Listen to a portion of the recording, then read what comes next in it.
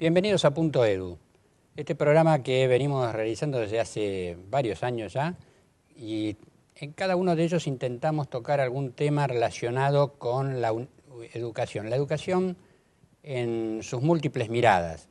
En esta oportunidad vamos a detenernos sobre el tema universitario fundamentalmente, que es la especialidad de la persona que hoy nos va a acompañar. Hoy, por un tema de salud, Laura Rodríguez no nos acompaña, le deseamos que se mejore pronto y avanzamos entonces sobre esta temática. La educación universitaria. La educación universitaria en estos últimos tiempos está tendiendo a conectarse, ¿no? Uno tenía la idea de las universidades como islas, como sectores que cerraban sobre sí mismos. Cuando uno quería pasarse de una universidad a otra, siempre hay un sistema complejo para hacerlo, pero uno empieza a notar que hoy hay intercambios universitarios, alumnos que cruzan el continente, se van de una universidad a otra dentro mismo de América Latina, o que, como en otras épocas se lo hacían en los posgrados, ahora viajan, hacen algo a nivel de grado en Europa o en Estados Unidos y vuelven, hacen intercambios de este tipo, y uno se encuentra en muchas universidades con alumnos de otras nacionalidades que están durante un tiempo compartiendo las clases con los alumnos de la Argentina, y bueno, esto por supuesto que es un fenómeno creciente que enriquece y que permite una mayor flexibilidad. Sobre este tema hemos invitado al magíster Javier Hermo. Javier es sociólogo, recibido en la Universidad de Buenos Aires, y su título de posgrado, el de magíster, está hecho en Flaxo y se refiere justamente a la temática de la orientación en educación que tiene la carrera. Javier está investigando desde hace mucho tiempo estos temas a nivel universitario sobre el producto de la globalización, la internacionalización, los intercambios que se producen, las posibilidades de pasaje de una universidad a otra, y por lo tanto conoce bastante referido a este tema, pero además conoce de otros, así que nos dará la oportunidad de abarcar seguramente otras áreas. Una persona que ha estado investigando, que ha escrito un libro que esperamos compartir durante el programa y que precisamente a partir de su experiencia nos va a dejar muchas cosas para reflexionar, un pensamiento diferente en un programa distinto. Pasamos entonces al bloque principal del programa.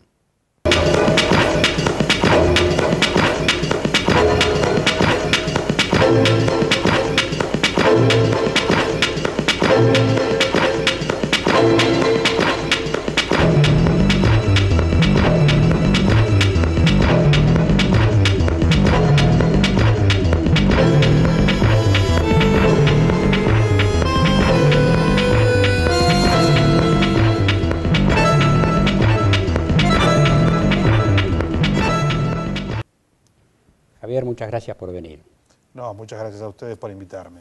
La verdad que en el programa intentamos todas las veces tocar temas diversos, y bueno, una mirada, decimos siempre, sobre la educación en una época de crisis educativa. Todos hablan de esto, pero al mismo tiempo sabemos que hay mucha gente haciendo cosas, pensando en producción de nuevos conocimientos, investigando, y nos parece que es bueno compartirlo y alentar a todos los que están en esta tarea.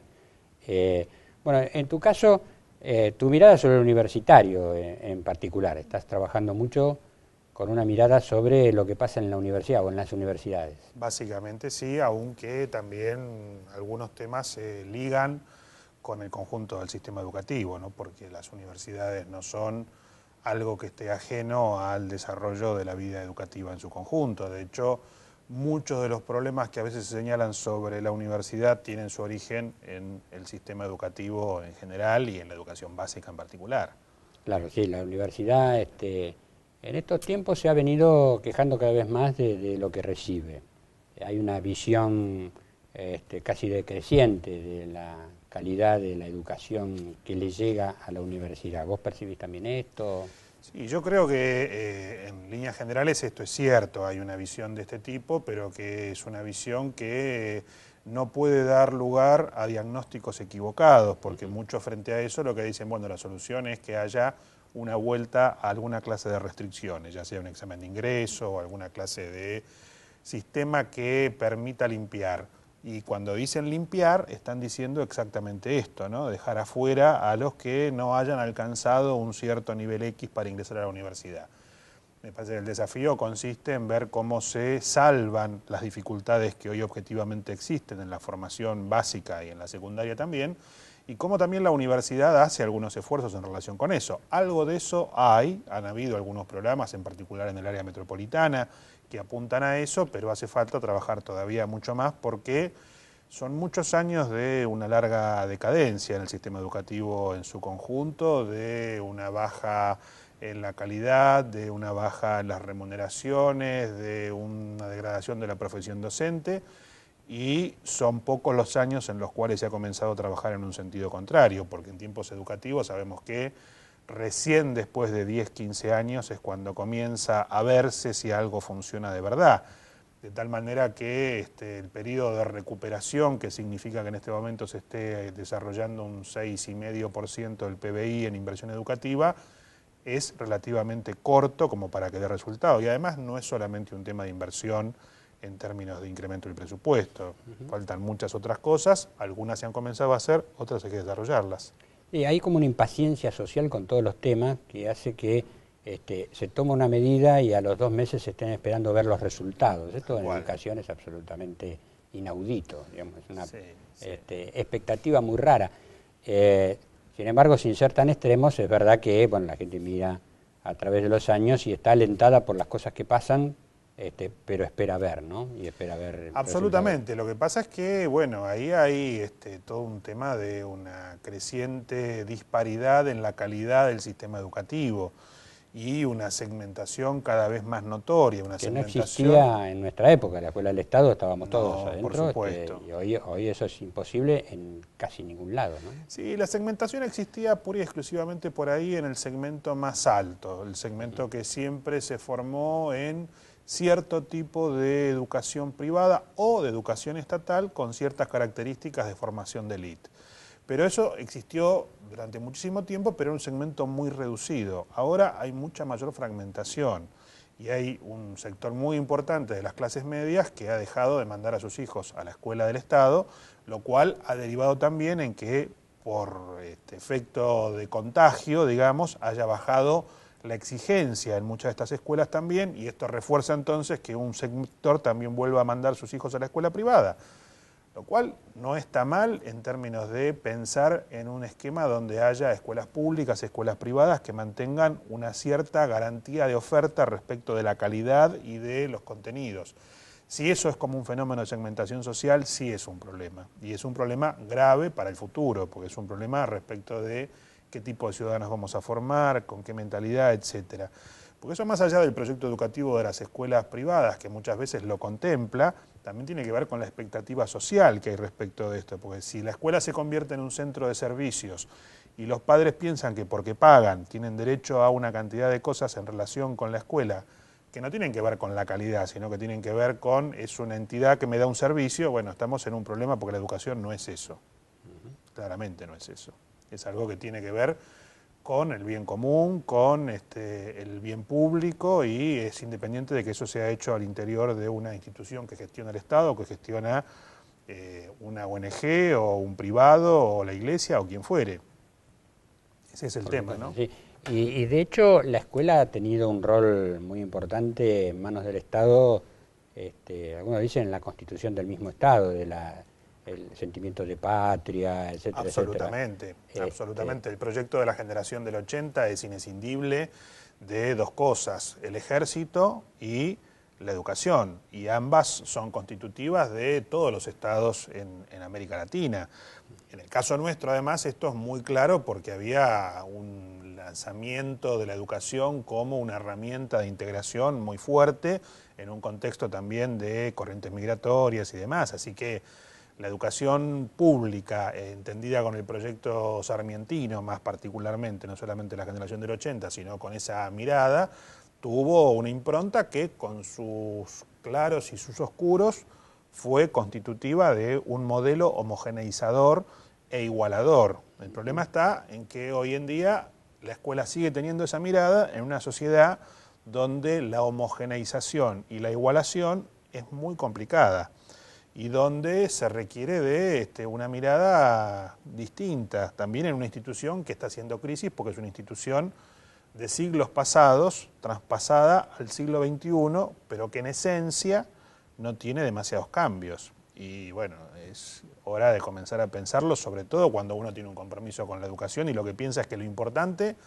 es que la educación, en tanto que institución y práctica, pueda tener la forma de reinventarse más allá del molde de la institución escolar surgida en el siglo XIX. Uno a veces nota que la escuela tiene respuestas que hablan de la escuela como algo que no puede cambiar y que tiene un cierto modelo, y uno se pregunta, ¿cómo nació la escuela? Seguramente con una respuesta a necesidades de la sociedad. Y hoy la sociedad pide otras cosas y uno nota como una cierta resistencia a acompañar estas necesidades de la sociedad. Digo, esto, por supuesto que te estoy sacando, me fuimos, vamos a hablar de la universidad enseguida, pero como que es un tema realmente importante. También no hay demasiada expectativa sobre que esto lo tiene que hacer la escuela. ¿Cuál es el compromiso de la sociedad con el cambio de esta naturaleza? Bueno, indudablemente uno de los graves problemas que tenemos y que tiene que ver con esto que yo decía respecto de algo que no es un problema relativo a la educación, sino en general al concepto del Estado. Nosotros hemos crecido en una época en la cual, digamos, todo lo que tenemos más de 40 años, el Estado era un referente importante, no solamente respecto de garantizar la educación, sino también la salud pública. Nosotros hemos sido generaciones que hemos ido al hospital a atendernos y hoy en día el hospital es sinónimo de que el que no puede va al hospital. Bueno, esto es algo que cambió y cambió para mal, es mi juicio, especialmente en los 90 con la aplicación de políticas neoliberales y con esta idea remanida de que achicar al Estado es agrandar la nación, que es la de Martínez de Oz en el 78 y que siguió permeando cierta parte de la cultura política argentina y especialmente en los 90 se constituyó en un referente para muchos sectores. Y el problema es que el Estado cumple un rol, que es un rol muy importante, pero que tiene que estar acompañado por el convencimiento de la sociedad. O sea, el Estado puede cumplir el rol en la medida en que la sociedad lo soporte, en la medida en que haya un convencimiento de que haya más igualdad social es mejor para todos, no solamente para los más desfavorecidos, sino también para los que tienen mejores condiciones, porque una sociedad más igualitaria, más justa y en la cual el acceso a los bienes públicos es más posible, sin duda alguna, resulta una sociedad más vivible para todos. Una sociedad en la cual no hay esta sensación de hostilidad y de extrañamiento entre sectores sociales. Bueno, estas son las cosas que yo creo que hay que comenzar a debatir hacia el futuro, porque durante mucho tiempo se pensó que la solución frente a esto es yo me amurallo adentro de mi barrio, mi colegio, mi salud prepaga, pero no hay murallas que puedan detener el avance de ciertas cosas y la sociedad es cada vez más desigual y cada vez hay más problemas para resolver problemas comunes. Y esto Clarísimo. parece que es el tema. Y pegando el salto, y más o menos en este mismo tema de amurallarse, hay una imagen de un tiempo atrás de las universidades como cerradas en sí mismas, ¿no? Y poder pasarse de una universidad a otra, haber terminado una carrera en una universidad y pensar en continuar con un posgrado en otra, a veces era todo un camino imposible porque no se reconocían. Hoy hay un camino diferente, hay como una apertura mayor entre las universidades, mayor reconocimiento, o esto es algo que todavía está en sus principios. Resta mucho por hacer y no podría darse una respuesta genérica que abarcara a todas las universidades por igual. En el caso de la Argentina todavía hay mucho camino por recorrer. En principio porque no hay adoptados criterios comunes respecto de qué significa reconocer una carrera o reconocer una materia. Entre universidades estoy hablando. El Estado sí tiene criterios respecto de esto, pero son criterios más bien formales generales, o sea, que cumpla una cantidad cierta mínima de horas, que tenga una estructura X, etcétera.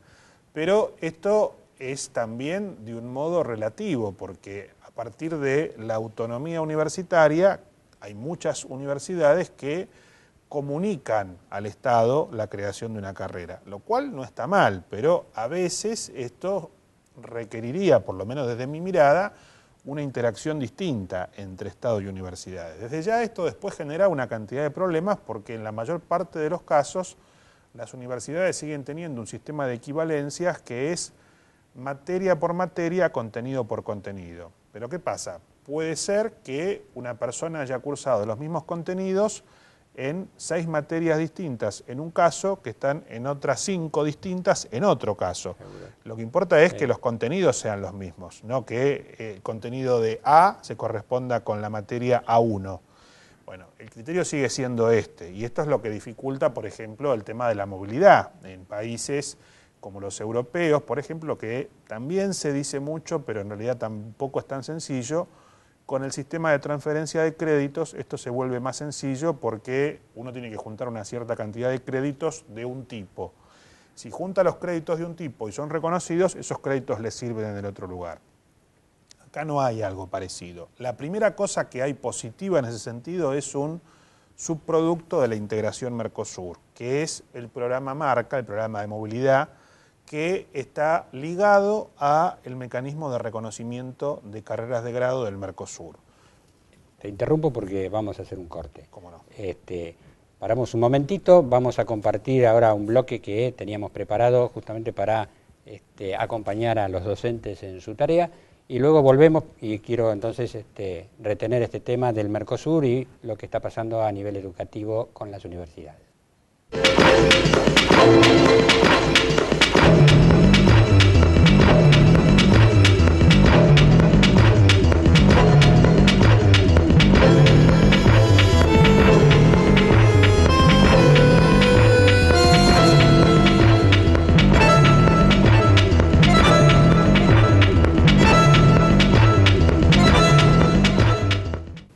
En este bloque nos encontramos una vez más con Mariana Burcio. Gracias por venir, Mariana. No, gracias a ustedes por invitarme.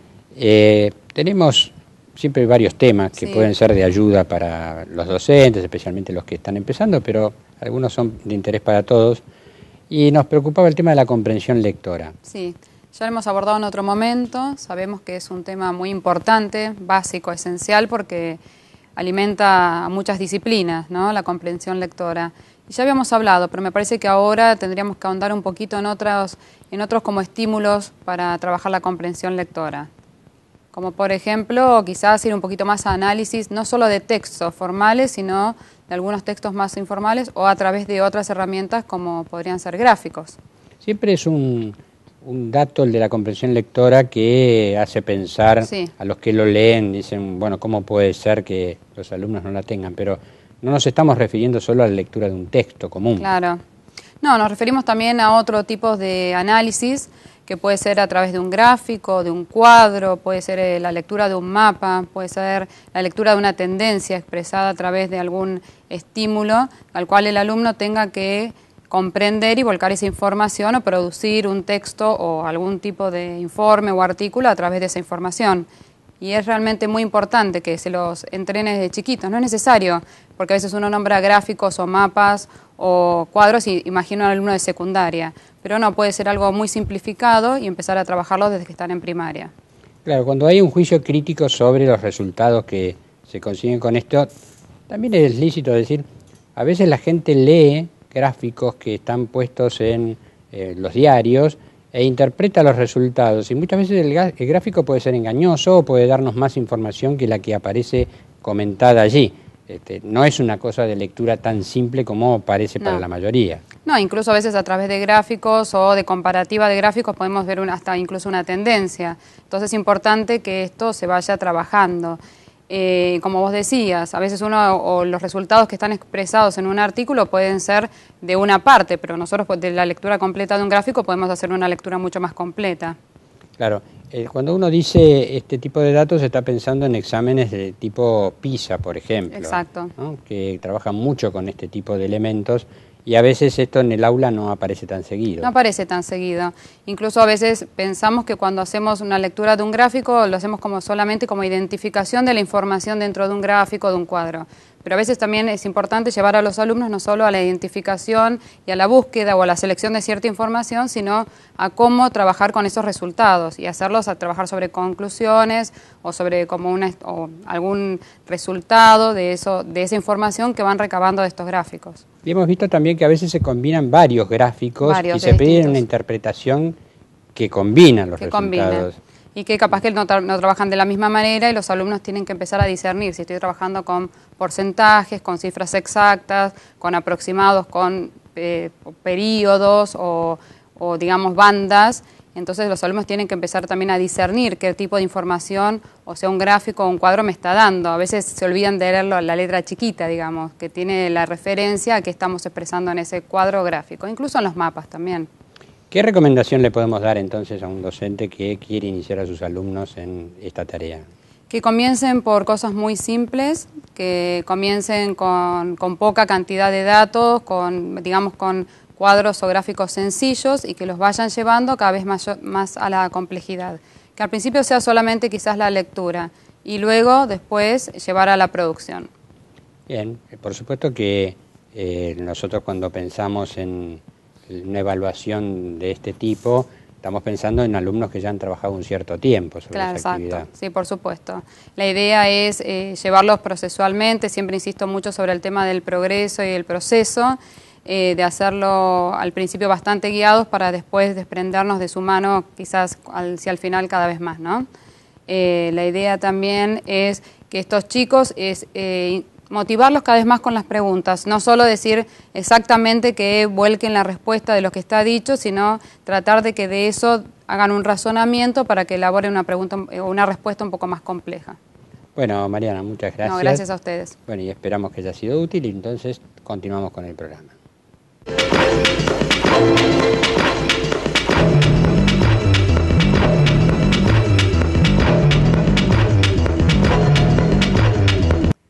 Continuamos en Punto Edu con Javier Hermo, que nos viene acompañando desde hace un rato en esta temática relacionada con el tema universitario. En realidad recién entramos al tema universitario y estábamos escuchándote decir que lo que está costando en la Argentina como que se empieza a despertar a partir de lo que ocurre en el Mercosur. Y el tema marca. Bueno, desde allí arrancamos de nuevo. Claro, porque básicamente se trata de lo siguiente. Existe una idea de que la movilidad de los estudiantes de grado, la movilidad de los docentes, es decir, que puedan cursar parte de su carrera o desempeñar parte de su labor docente en una institución distinta de la de origen, significa una clase de intercambio que es positivo, tanto para los que van a la otra universidad como para los que los reciben en la otra universidad, porque de esa manera hay una conexión de prácticas, de estilos, de saberes. En muchos casos se da que una universidad tiene desarrollado, por X razón, un equipo muy experimentado en un campo del conocimiento y entonces es bueno que vayan allí, docentes y también alumnos, a formarse con ellos y luego traigan el conocimiento a la otra universidad y a su vez puede ser que en esta otra haya otro campo del conocimiento donde pasa esta misma situación. Esa es una idea básica que está presente desde el origen mismo de la universidad. La idea de que la movilidad y el intercambio favorece la excelencia en tanto de esto puede permitir una mayor conexión con el universalismo, con el conocimiento específico desarrollado en otro lado, etc. Ahora, esto también tiene un componente en la globalización que está vinculado al conocimiento de otras lenguas, otras culturas, otros ámbitos, lo cual es bueno en términos de formación para el estudiante, pero también para un mundo cada vez más globalizado, pensando en los ejecutivos que el día de mañana van a tener que ir a conocer otro lugar, van a tener que movilizarse y bueno, esta es una situación que se da. En el caso particular nuestro, de América Latina, lo que ha pasado durante mucho tiempo es que nuestros estudiantes se han ido a formar afuera, es decir, fuera de América Latina, a Europa, a Estados Unidos, pero no nos conocemos entre nosotros, no nos conocemos a veces dentro del mismo país, porque no hay movilidad entre los equipos de docentes, de estudiantes, etc. A partir del Mercosur y de la creación primero del mecanismo experimental de acreditación de carreras de grado y luego su transformación en un sistema de acreditación regional de carreras de grado universitaria, se posibilita haber homologado una cantidad de estándares comunes para las carreras que están dentro de este mecanismo, que posibilita que haya esta comparación que yo decía antes que resultaba dificultosa. Porque hay una cantidad de estándares que son cumplidos por las carreras que se acreditan. Entonces hay una cantidad de cosas que son similares, no son iguales porque no se busca homogeneizar. Sí se busca que haya comparabilidad, que yo sé que cuando estoy diciendo algo, significa esto en Argentina, en Brasil, en Chile, en todos los países que están dentro del mecanismo del Mercosur. Eso facilita también la movilidad de docentes, la movilidad de estudiantes. En este momento se está desarrollando una primera fase de este programa Marca, que yo decía, que también implica la participación de la comunidad universitaria, porque durante mucho tiempo los procesos de integración regional educativa del Mercosur sucedían allá arriba, es decir, entre los ministerios de educación, lo cual es lógico, porque en un primer momento quienes van a motorizar las cosas son los gobiernos centrales. Ahora, para que esto comience a ser carne, a ser algo concretamente vivido por las comunidades, hace falta que las universidades, los actores presentes en las universidades empiecen a notar que esto les modifica algo, que les modifica que pueden ir a hacer una pasantía o que pueden ir a hacer una estancia durante un cierto tiempo a la otra universidad, que eso les va a servir para un objetivo concreto que no es el turístico solamente, sino que significa apropiarse de un conocimiento o transmitir un conocimiento o simplemente la experiencia de lo que significa el intercambio cultural, que ya de por sí en muchos casos es muy valioso. Entonces, ahí hay una cosa que potencialmente puede ser muy beneficiosa. Yo siempre digo además que hay que destacar que todo este proceso de integración regional del Mercosur y la creación de este sistema sucede en condiciones de mucha inferioridad respecto de lo que pasa con el famoso proceso de Bolonia en la Unión Europea. Primero, porque aunque no es de la Unión Europea, es un espacio europeo de educación superior, está financiado en buena medida por la Unión Europea. Eso significa una diferencia enorme con lo que pasa en Mercosur. Probablemente los que nos están viendo del proceso de Bolonia no conozcan mucho, aunque está segmentado, así que suponemos que hay mucho así. Eso fue una tarea de bastante tiempo, de concientización. Esto arranca 20 años atrás o una cosa así. Un poco menos, 1998. Pero yo me refería a que previamente había habido algunos movimientos que no tuvieron éxito hasta que se juntaron las universidades o los países con más peso, ¿no? Sí.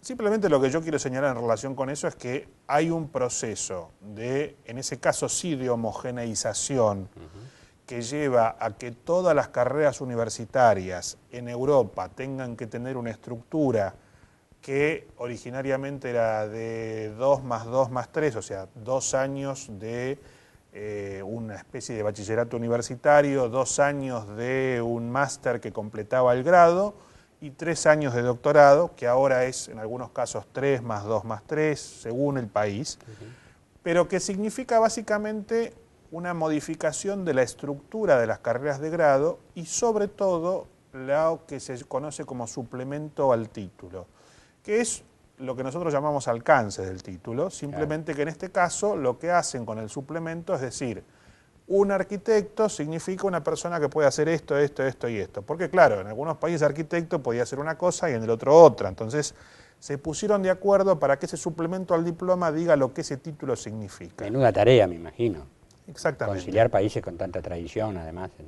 Sí, ¿no? Finalmente no es tan difícil. Lo que quiero decir es que esa tarea que parece ciclópea, porque son muchos países, en realidad se ve bastante facilitada porque hay un modelo que históricamente se va copiando entre países y entre universidades. Lo que se ve como un modelo exitoso suele ser imitado por otros países. Entonces, una parte de la tarea ya estaba hecha, otra parte no, y en algunos casos simplemente se trata de ver cómo acomodan las cosas a eso. Pero digo, eso se hizo con una institucionalidad como la de la Unión Europea, que es fuerte, con una burocracia que supone esa institucionalidad dedicada a eso, con un apoyo financiero fantástico de la Unión Europea y por eso se pudo hacer de 1998 hasta la fecha y aún así sigue habiendo problemas por resolver. En el caso nuestro, y aquí es donde quiero resaltar la importancia, nosotros estamos haciendo todos estos procesos con un esquema que no tiene institucionalidad fuerte como la del Mercosur, Porque aquí no hay una comisión del Mercosur como hay una comisión europea que tiene una cantidad de funcionarios trabajando y abocados a los temas específicos de cada uno de los comisionados. Lo que hay es reuniones donde funcionarios de cada uno de los ministerios cada 6 meses se reúnen 2 o 3 veces, que es el tiempo de la presidencia pro tempore de cada uno de los países, se van reuniendo en un país, en el otro, y así, con esas condiciones, donde además en el medio cambian los funcionarios, porque cambian los gobiernos, o cambian los ministros, etcétera. Con esas condiciones, que no son las mejores, sin embargo, se pudo avanzar con este sistema, y se hizo en poco tiempo, porque en el año 98 se creó el memorándum de entendimiento para crear este sistema del cual yo hablaba, del mecanismo experimental de acreditación de carreras de grado. En el año 2002, 4 años después, habían estado trabajando comisiones consultivas, grupos de trabajo de expertos, funcionarios de los ministerios y todo lo demás. A mí me tocó participar de ese proceso como experto y como miembro del ministerio en aquel momento.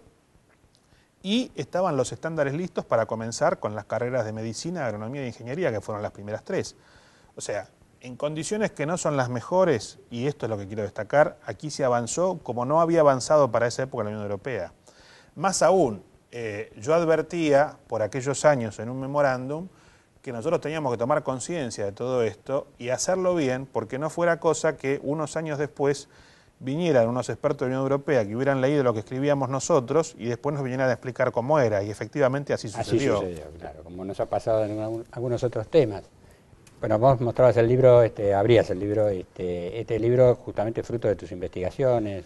Claro, este libro justamente recoge un poco esto de lo que estamos hablando, que es la acreditación regional de carreras en el Mercosur, presente y futuro, que acaba de salir editado y que de lo que trata es básicamente de este proceso de lo que ha venido pasando en el Mercosur, de cómo se conformó esta cuestión de la acreditación de carreras de grado, de cuáles fueron los procedimientos, de cuáles fueron las razones por las cuales se comenzó a pensar en esto, que tenía que ver con esto que hablábamos hace un rato, la necesidad de el reconocimiento de títulos, la necesidad de pensar en cómo íbamos a hacer una integración si yo no puedo ejercer como sociólogo, o como ingeniero, o como médico en el país de al lado. Este es un problema, por cierto, sin resolver todavía, pero que cuando comenzó a discutirse el proceso de integración regional pareció ser de interés para muchos. De hecho, tenemos la paradoja de que en el Mercosur tenemos desde 2002 un protocolo que permite la libre movilidad de personas. Si yo, ciudadano de un país del Mercosur, me voy al país de al lado y automáticamente tengo la residencia, lo que antes era un problema, y en 2 años puedo tener la residencia permanente. Esto es válido en todos los sentidos. Lo que pasa es que si yo me voy a Brasil, la residencia me la dan, pero después no puedo ejercer. Lo mismo le pasa a un brasileño que se viene acá, ¿no? Entonces, este es un problema todavía sin resolver. Pero bueno, en el libro hablo de esto, hablo de cómo funciona el mecanismo y cómo se desarrolló, y también de los procesos en los cuales esto se insertan, que tiene que ver con la integración regional del Mercosur, la globalización y lo que esto impone de necesidades de tener cuestiones que sean comunicables en las universidades, que sean posibles de ser comparadas, porque también se da que cada vez más, y a pesar de lo que opinamos los que estamos en el sector educativo, que en general es contrario, la educación se transforma en un bien transable, porque como hay cada vez más demanda de educación superior, en un mundo donde lo que rige es el afán de lucro, lógicamente hay un sector de la educación mercantil que está pensando cómo ganar nuevos mercados. Vamos a un corte ahora y aprovechamos para meternos después en el tema de la mercantilización de la educación, hay mucho para decir, y me parece que después nos queda un rato para ver algunos temas también que nos interesa de este proceso que se está dando en las universidades. Ahora en estos 5 minutitos que vienen compartimos otro bloque con nuestros docentes y regresamos entonces con Javier Hermo.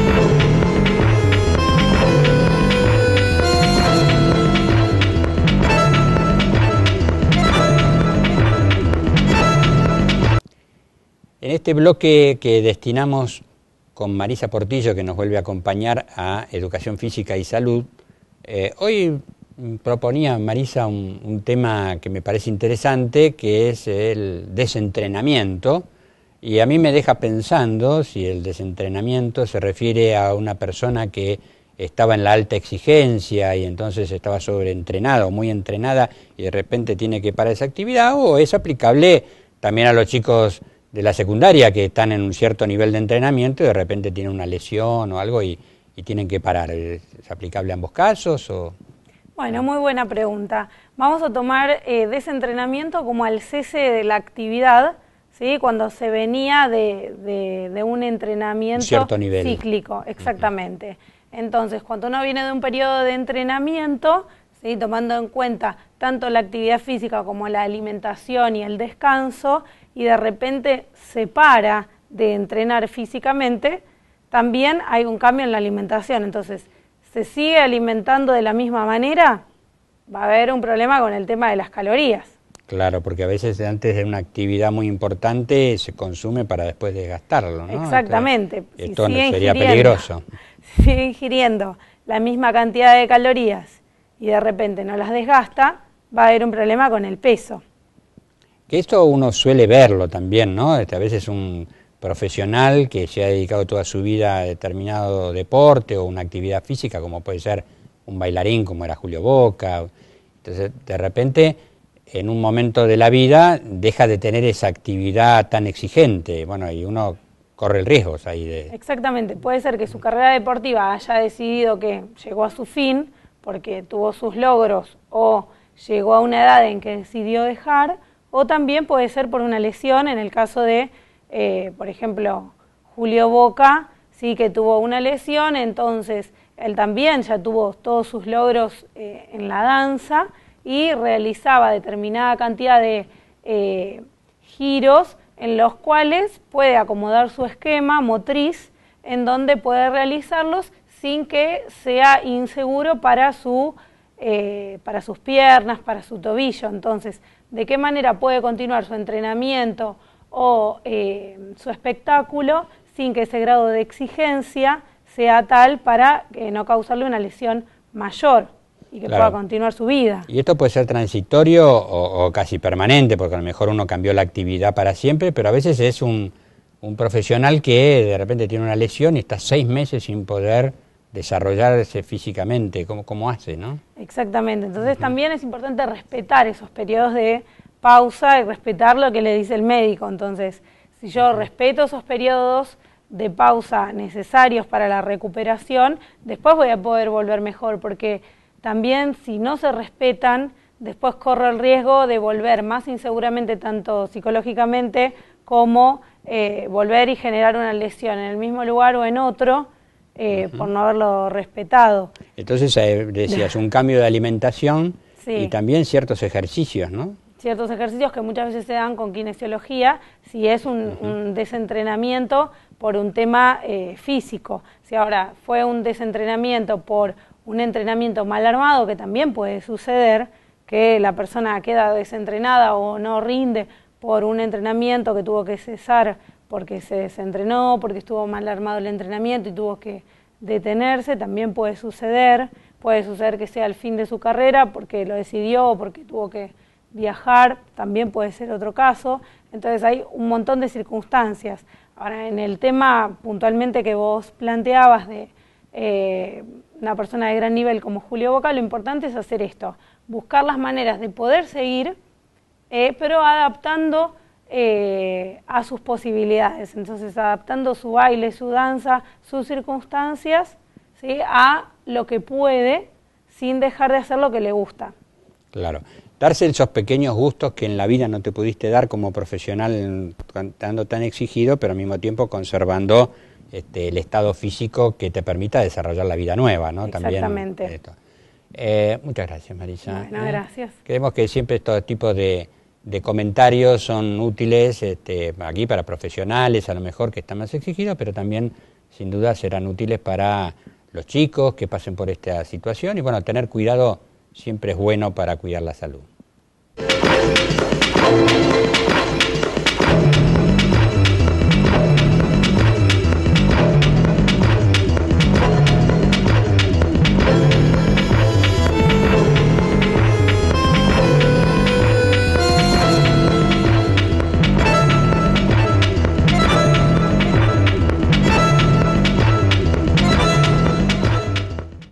retomamos entonces con Javier Hermo y habíamos dejado pendiente este tema que sí, bueno, hoy se habla de una mercantilización de la educación en el nivel universitario, que en Argentina parece, no solo en grado a través de las escuelas, de las universidades privadas, sino en los posgrados, ya no solo en lo privado, sino también en la universidad pública, pero que es un fenómeno que por ahí, yo recuerdo que en una primera época se decía que no a la educación a distancia, había como cierta negativa, y la educación a distancia se metió y se vendían las carreras, y finalmente es una realidad, la globalización provoca ese tipo de cosas. ¿Cómo ves vos que lo investigaste estos temas? Bueno, me parece que primero hay que decir algunas cosas respecto de por qué sucede esto, porque suele haber en el mundo educativo una mirada que yo diría que tiene bastante de ingenuidad respecto de cómo funciona el mundo global en esta materia, que le achaca la responsabilidad de esto o a proveedores inescrupulosos, como dicen algunos documentos, o a alguna clase de ente maligno que estaría intentando mercantilizar la educación, la Organización Mundial de Comercio, por ejemplo. Y la verdad que si a la OMC le preocupó el tema y llegó a incluir la educación como uno de los sectores de servicios que están contemplados en el GATS, el Acuerdo General de Comercio de Servicios, es porque la educación se convirtió en un bien transable internacionalmente. A pesar de que los que estamos comprometidos con el sector educativo nos parezca que esto dista mucho de lo que la educación debe ser. Pero ¿qué sucede? En un mundo cada vez más complejo desde el punto de vista de lo que significa la vida, pero especialmente de la producción, se requieren cada vez más capacidades para ser una persona que tenga un desempeño en la vida apto en términos laborales y que tenga posibilidades de progreso y de mejora. De alguna manera, para decirlo de un modo sencillo, la educación superior se ha transformado en un sucedáneo de lo que la educación secundaria era hace 50 años. La puerta de entrada a un universo de mejores posibilidades para aquellos que tienen esta educación superior. Entonces, ha habido una creciente demanda de educación superior. Claro, el engaño de esto es pensar que yo tengo el título y consigo algo, porque la certificación cada vez se va corriendo más. Entonces, hoy el equivalente de lo que era tener un título universitario hace 50 años es tener un posgrado, y no cualquier posgrado, sino un posgrado de calidad.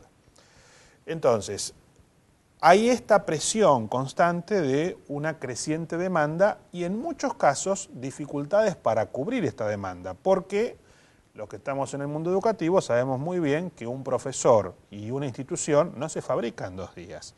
La única manera de fabricar un profesor y una institución en 2 días es robándoselo a otro que ya lo tiene, o compartiéndolo sin robárselo. De hecho, muchas de las universidades creadas en la Argentina en los 90, lo que hicieron fue ofrecerle mejores condiciones a los profesores de las universidades que ya estaban, o agregarle posibilidades de trabajo en todo caso, porque hay un tema del número, digamos, el mismo problema que en su momento se encontró Sarmiento cuando tuvo que importar maestras norteamericanas para que formaran a los docentes aquí. O sea, no se forma en 2 días, por lo que estábamos diciendo antes de que son cosas que llevan un tiempo. Pero claro, cuando lo que mueve el interés es el afán de lucro, todo esto poco importa. Yo tengo un mercado que demanda y que está dispuesto a pagar y no tengo esto, bueno, ¿qué hago? Lo ofrezco. ¿Y a cambio de qué? Vos pagás y lo vas a conseguir. Entonces, el mercado del posgrado, y hay que decirlo en estos términos, se desarrolla, y especialmente en el ámbito profesional, los posgrados profesionales, toda esta cosa de los masters, MBA, etcétera, teniendo que ver con una demanda concreta del mercado para la formación de ejecutivos, que en muchos casos no tiene que ver con los contenidos en sí, sino con tener el certificado que diga que soy apto para pasar de ser gerente a CEO o de otra cosa a otra cosa.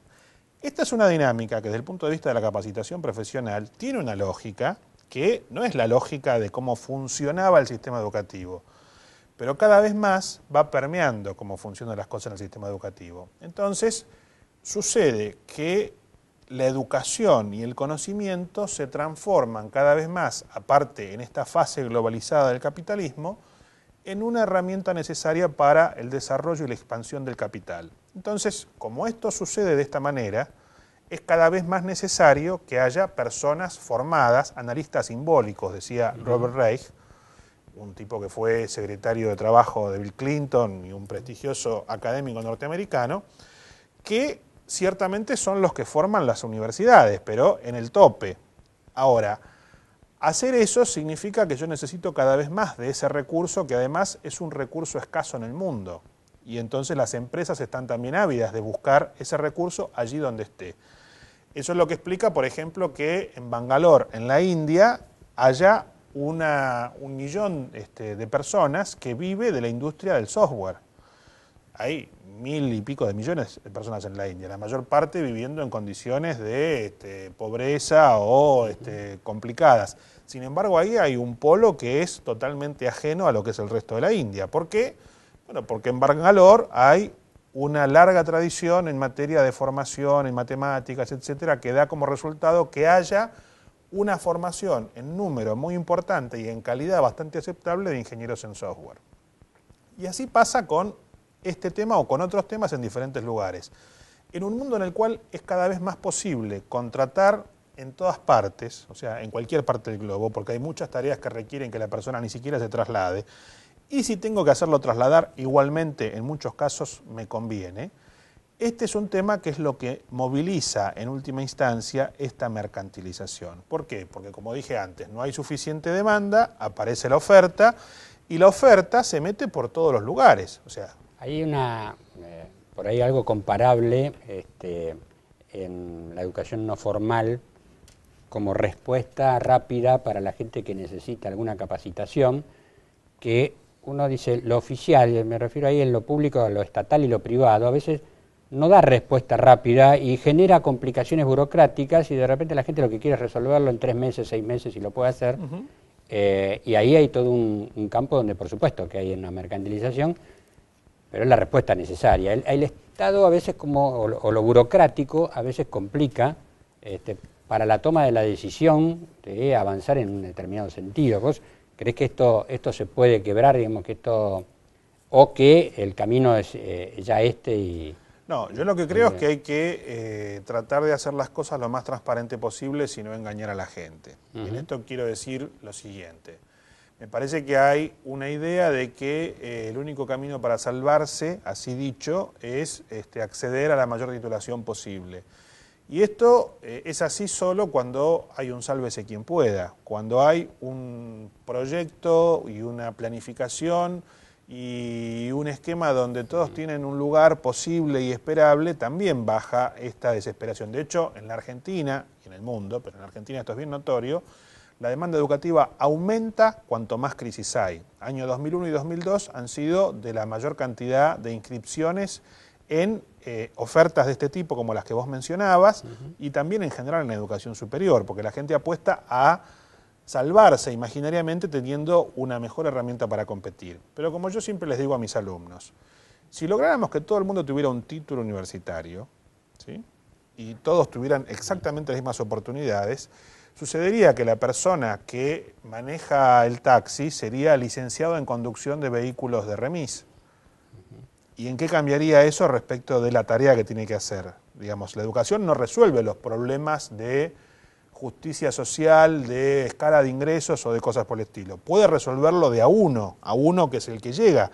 Atrás de eso está todo este fenómeno de mercantilización que lo que hace es jugar con la ilusión de la gente, cuando es de mala fe, como es en muchos casos.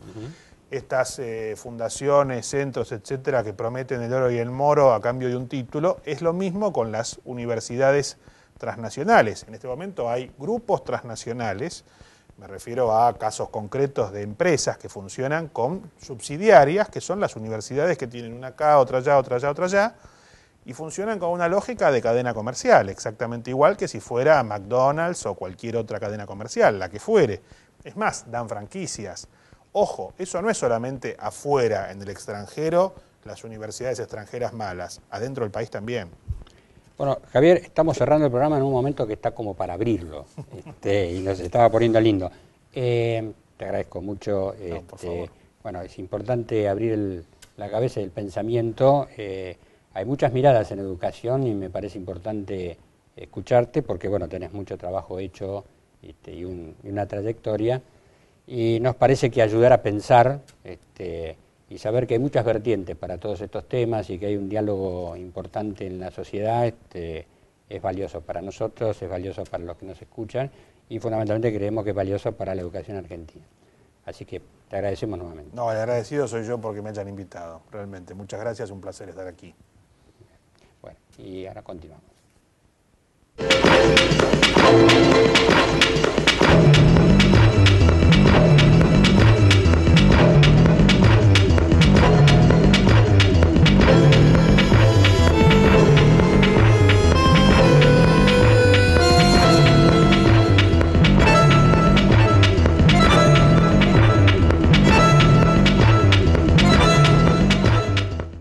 Bueno, llegamos entonces al final de este programa, un programa que habíamos planteado con una mirada sobre el universitario. Sin embargo, arrancamos por otro lado, esta mirada desde la universidad hacia lo que nos llega, es decir, que es aquello que la educación en sí ha ido preparando desde la educación básica en adelante.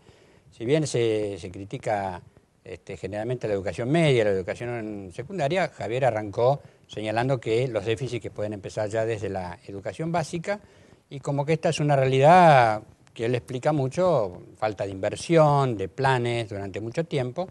Bueno, y en la mirada de él también una mirada crítica sobre los 90, una mirada con parte de realidad a partir de lo que nosotros vemos, la desinversión en que se cayó en la educación. Algunas miradas dicen, bueno, esto pasó después del tequila o de cuando había un proceso de crecimiento, pero es verdad que sin inversión la educación cayó y uno ve también falta de planes, un poco en lo que él planteaba.